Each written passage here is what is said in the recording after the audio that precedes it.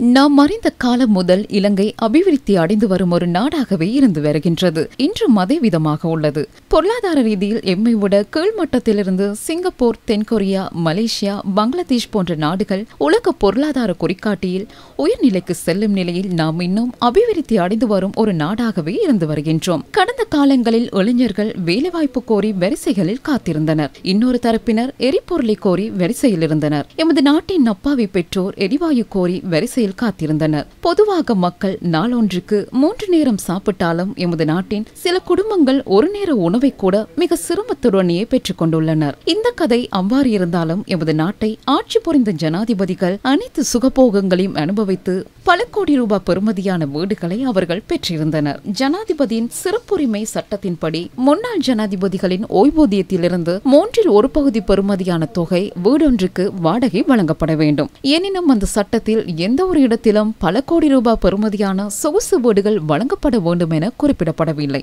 அத்துடன் யாப்பில் குறிப்பிடப்பட்டுள்ளதாக கருத்துக்களை பரப்ப சிலர் முயற்சித்தாலும் அது முற்றிலும் உண்மைக்கு புறம்பானவை என நேற்று இடம்பெற்ற ஊடகவியலாளர் சந்திப்பில் அமைச்சர் நலிந்த ஜெயதீச தெரிவித்திருந்தார். நாம் பாரிய அளவில் செலவிடுகின்றோம்.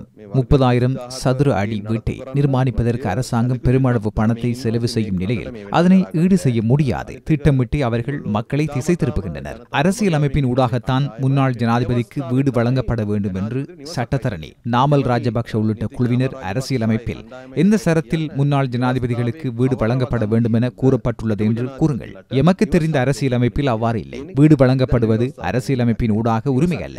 மக்களை திசை திருப்புவதற்காக இந்த குழுவினர் தெரிந்து கொண்டே அரசியலமைப்பில் இருப்பதைத்தான் மீறியுள்ளார்கள் என போலி பிரச்சாரங்களை முன்னெடுத்துச் செல்கின்றனர்.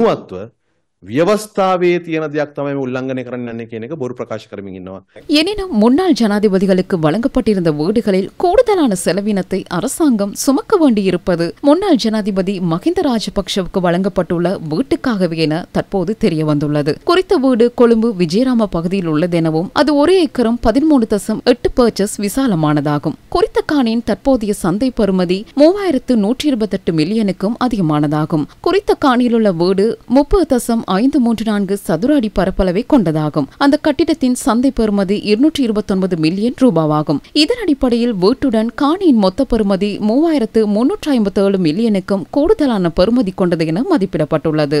அத்துடன் குறித்த வீட்டின் மதிப்பீடு செய்யப்பட்ட மாதாந்த வாடகை 46 லட்சம் ரூபாவாகும். இந்த வீட்டை புனரமைப்பதற்கு இடையிடையே நிதி ஒதுக்கப்பட்டுள்ளது. 2020ஆம் ஆண்டு 33,82,892 ரூபாய் செலவிடப்பட்டுள்ளது.